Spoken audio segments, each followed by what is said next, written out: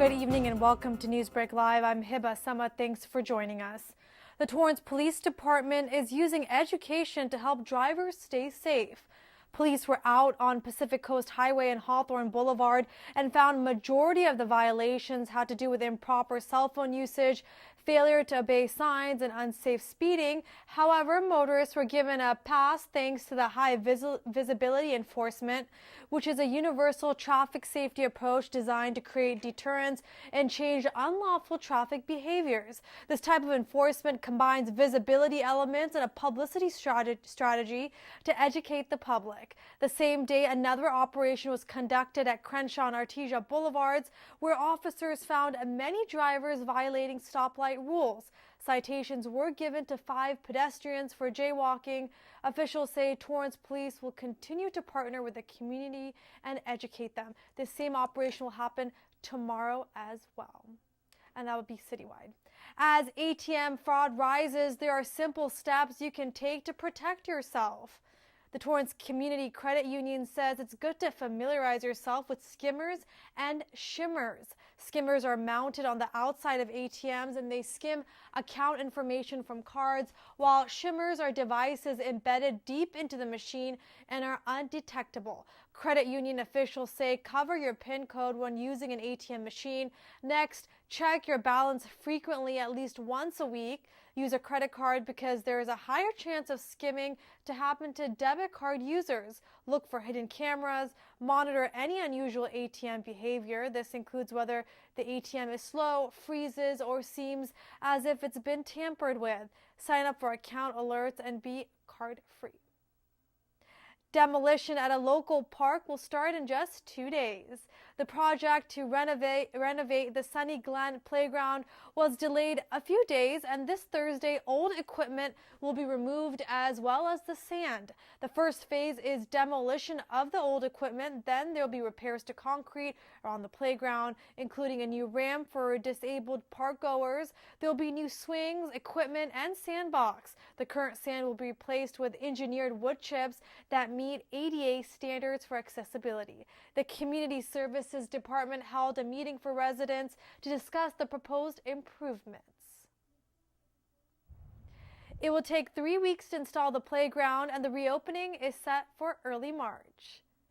The tiniest patients at Providence Little Company of Mary Medical Center received some cute gifts. Representatives from the American Heart Association stopped by the hospital today to give newborns beautiful red knitted hats. It's part of the American Heart Association's Little Hats, Big Hearts program. The newborns are the star of the show, of course, but I think the best part about the program is the grassroots support. We have hundreds and hundreds of knitters from all across LA County, even international knitters who have spent time to make these hats. And the special part about today is we get to bring everyone together to celebrate. You know, we've got the Heart Association, Union Bank, local knitters, new moms. It's just a beautiful partnership, and it really represents how committed the community is to making this program possible. The hats were made from volunteers from across Southern California.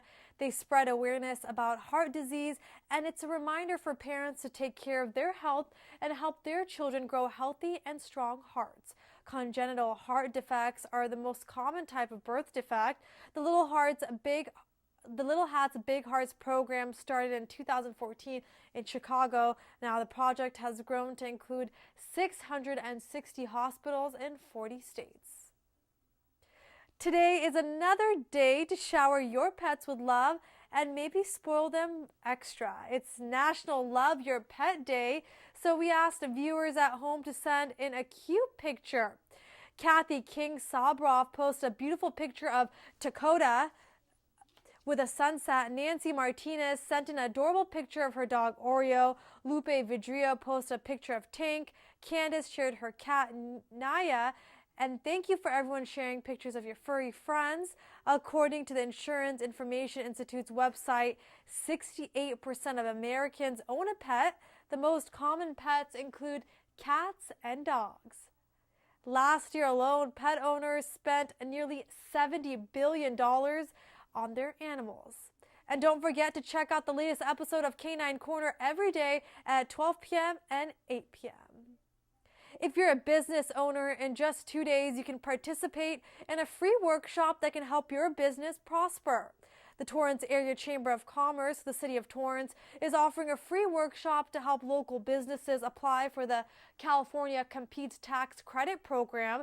This year alone, the state of California is offering over $200 million in tax credits to incentivize businesses to create full-time jobs. The Governor's Office of Business and Economic Development will be available in the community at SoCal Rock in Torrance on Thursday. The workshop is 1 hour from 10 a.m. to 11 a.m. The next application period begins March 5th. To sign up for the workshop, go to eventbrite.com. Despite the sun being out, many here in Southern California can feel the chilly weather lingering. The Los Angeles County Department of Public Health issued a cold weather alert this week because temperatures are expected to drop below 32 degrees in some areas. Officials say a cold front moved through Southern California since yesterday, bringing winds and the lowest temperatures this year. Officials say it's important to take precautions to protect yourself from the cold. Dress in layers, wear correct accessories, use a safe heater, and make sure to install a carbon monoxide detector in your home to reduce the risk of poisoning. And don't forget to keep your furry friends inside as well. And speaking of the weather, let's get to it. Today there was a high of 59 with an expected low of 44 tonight. Tomorrow there'll be a high of 61 degrees with a low of 48.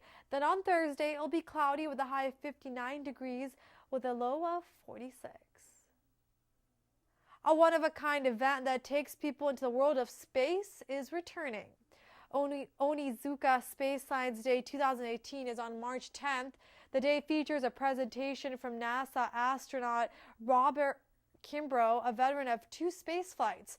Students will also participate in hands-on activities. The event also includes an art contest. El Camino officials are encouraging students to apply to the contest. They're being asked to create an original artwork inspired by the theme, Space Through My Eyes.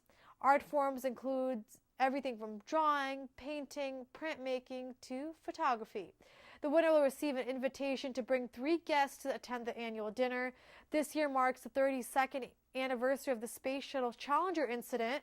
To enter the contest, submit a digital photo or scan as an attachment to Space Day at elcamino.edu. A Torrance eatery is considered one of the best places to eat according to Yelp reviews.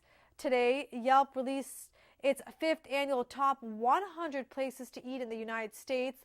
The company's data science team compared businesses from across the country using a ranking that considered ratings and number of reviews while also accounting for quality and popularity.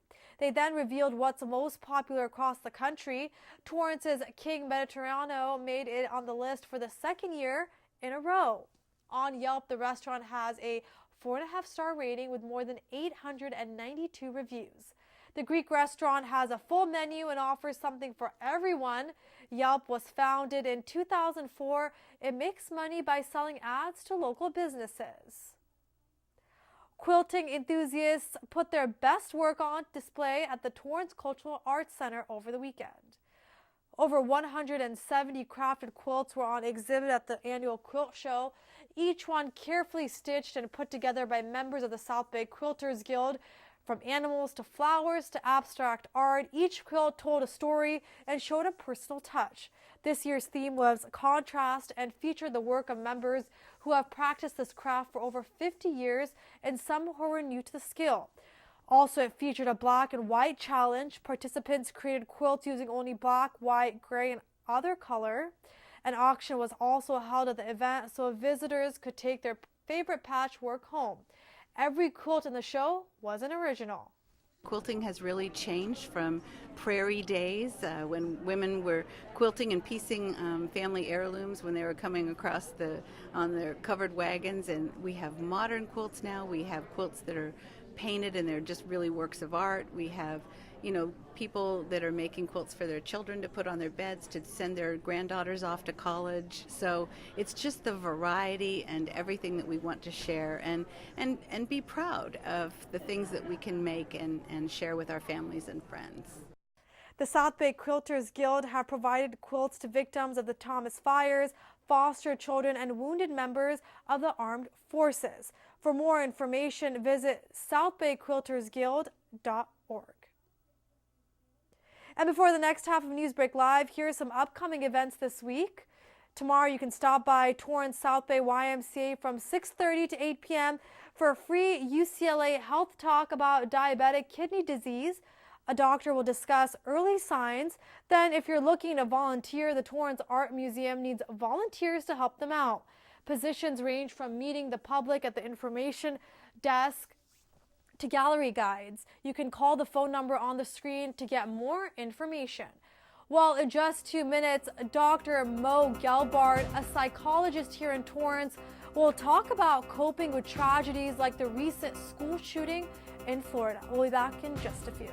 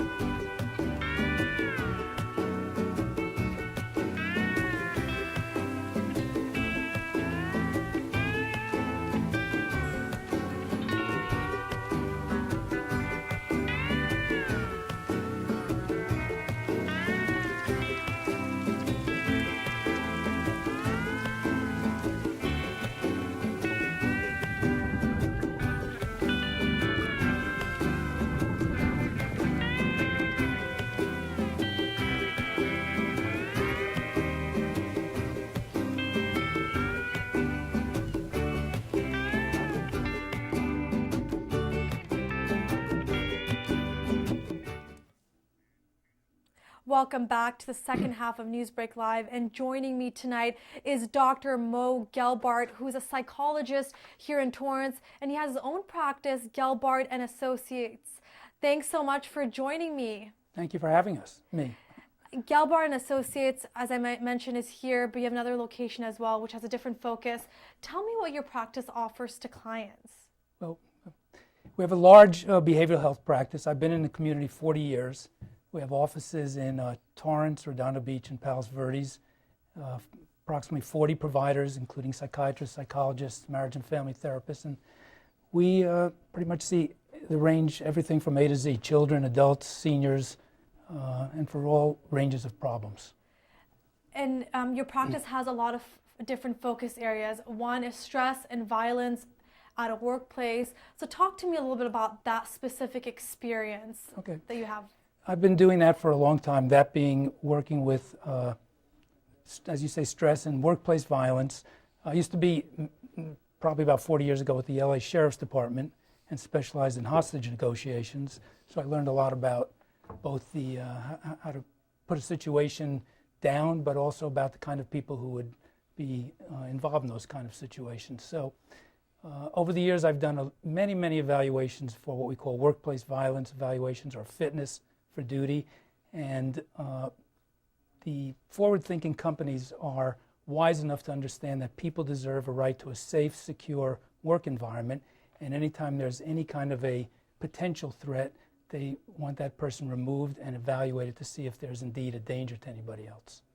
And after the recent tragedy that happened in Parkland, Florida, this kind of goes hand in hand with violence on campus, which unfortunately we've been seeing too frequently. Do you think there could have been anything done to prevent this? Are there red flags people can look out for? I know you just mentioned your background in law enforcement, but what can people do? What characteristics can people look out for? Well, there certainly are red flags. You know, nobody wakes up in the morning and decides to do this kind of thing. In other words, this percolates, it brews over a period of time. I'm not saying it's necessarily preventable, although this case, as I listened to the information that's coming through the news, had an awful lot of red flags thrown up. But generally, you know, people, as I say, percolate and brew this kind of violent behavior, sometimes, oftentimes beginning in childhood, and includes cruelty to animals, which this particular person had, fire setting as a young child, fascination with weapons, any kind of a history of abuse or, you know, a victim of violence themselves, use of drugs or alcohol. Those are all factors which increase the possibility that somebody will impulsively act out. And for people on the other end who maybe do see these type of red flags, but maybe they don't want to assume something or stereotype someone, what would you say to them? Because I think from your experience and background, it's a whole nother field. Right. You know, it's a very difficult situation. You know, I think one of the, I don't want to be political versus psychological, but, you know, one of the problems is this is not a single focused problem. So we hear a lot of things on the news about mental health, for example. This is not only a mental health problem. So, you know, I think it's important to recognize that, like I say, it's a complex problem with many facets to it and requires many, you know, approaches to deal with all of those facets.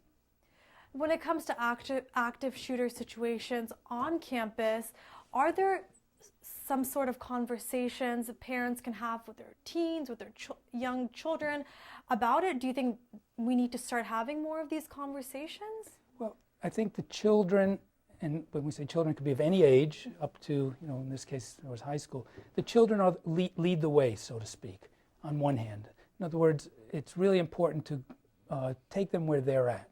And the most important issue, I believe, with dealing with this is letting the children discuss how they feel. Their feelings need to be respected and understood and not whitewashed.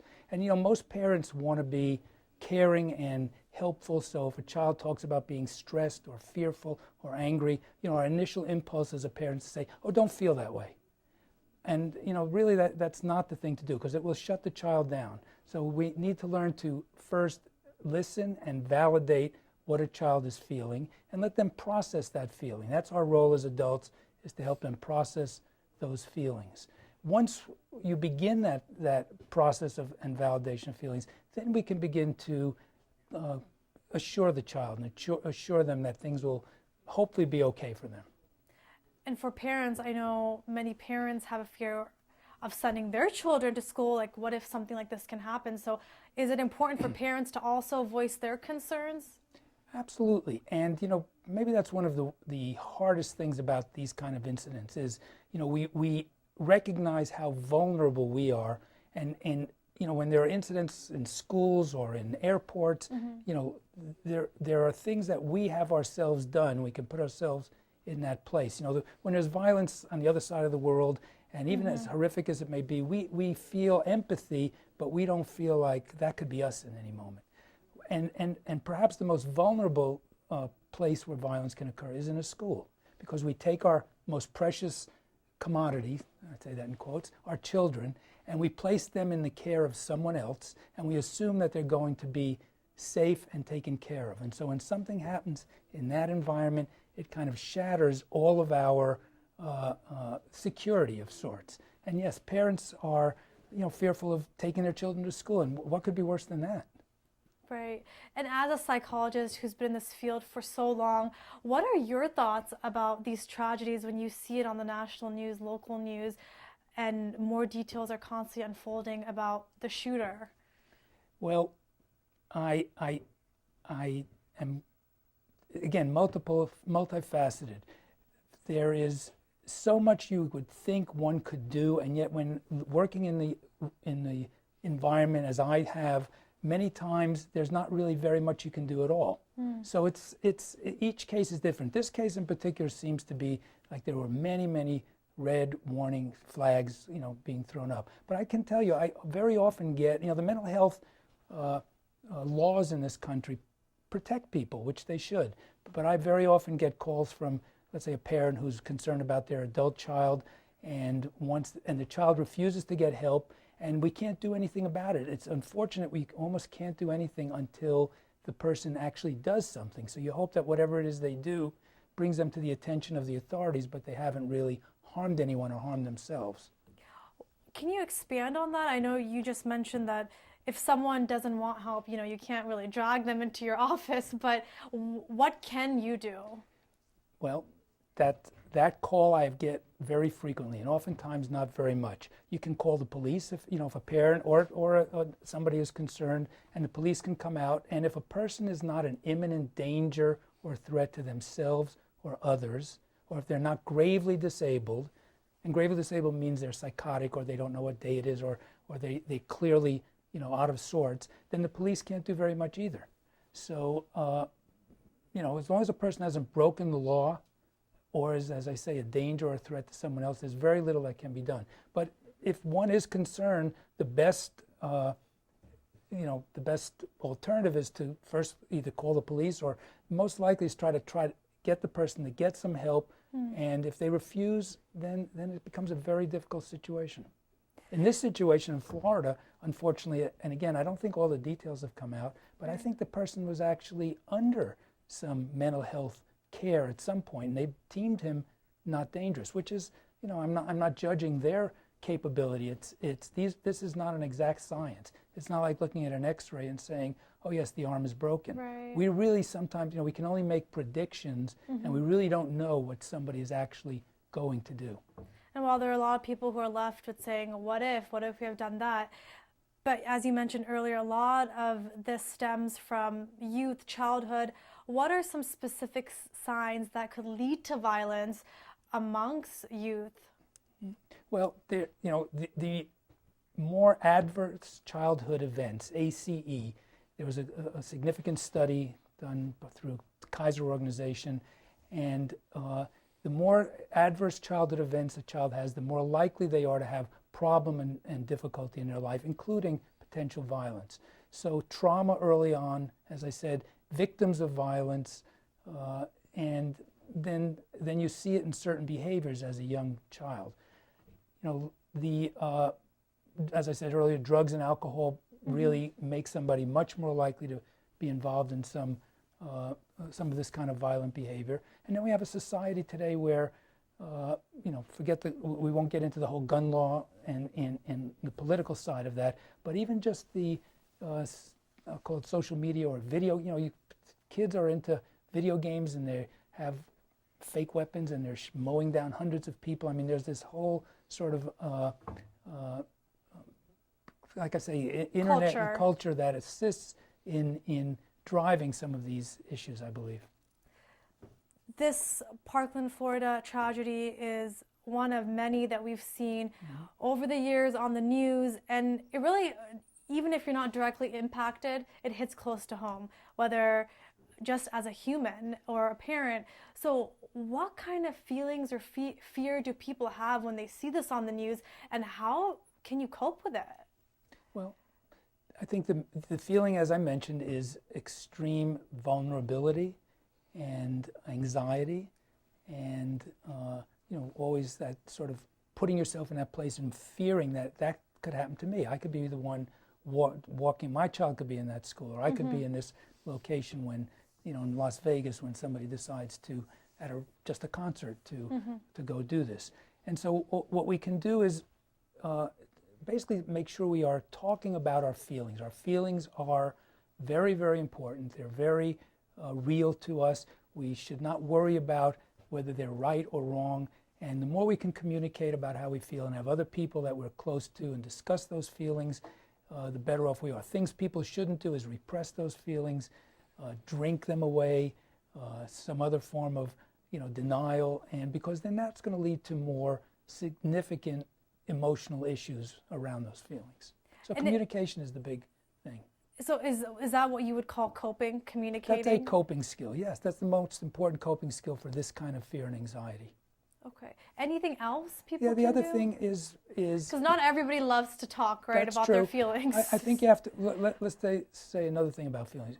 I think you have to be able to examine your own thinking and at times rework your thinking. So sometimes we have what we call irrational thinking, but not irrational in the sense that it's not realistic.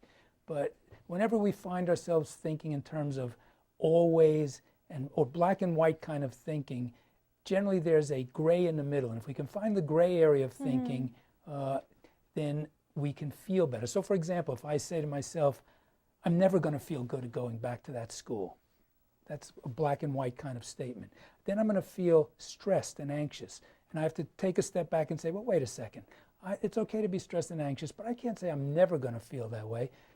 Maybe some days I'll feel worried about going to that school, and other days will be okay. And before I know it, I'll get over it. So I'm not denying how I feel, but I'm sort of finding that gray area in the middle. Okay. So coping is definitely important and talking about it. Is there anything else you'd like to add about this topic? I know it's a wide topic and a lot of people can have different opinions on it. So, yeah, if I can, I've been thinking a lot about this in the last few days, and especially today, and I think that the approach or the political approach or what we hear in the news about how to handle this, when people go to a single focus, I think they're missing the point.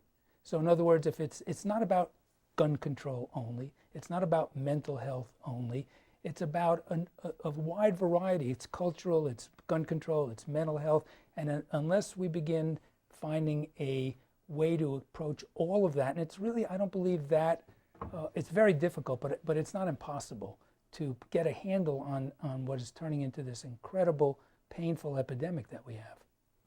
And Dr. Gelbart, before we get into more details about how people contact you, I do want to mention that you are the director of the Thelma McMillan Center for Alcohol and Drug Treatment at Torrance Memorial Hospital, which you mentioned earlier, and you guys have an adolescent program as well as an adult one. So if you want to touch about that. Yeah, it's called the Thelma McMillan Center. It's been there 27 years as an intensive outpatient program for the treatment of drug and alcohol problems. And our adolescent program is similar, and it works with kids 13 to 18. And as I said, we've had a great success in the community in working with a really difficult problem. Well, Dr. Gelbart, thank you so much for your time and joining me in discussing this topic. Well, thank you for having me. I really appreciate it. And if you would like to get in touch with Dr. Gelbart, you can go to gelbartandassociates.com. You can always give them a ring at 310-257-5751. And they have 4 locations in the South Bay. Well, that does it for NewsBREAK Live. Torrance City Council has the night off, and if you ever have news or a video that you'd like to share, please email us at newsbreak@torranceca.gov. For Facebook and Twitter users, please use #NewsBREAKLive. Have a great night.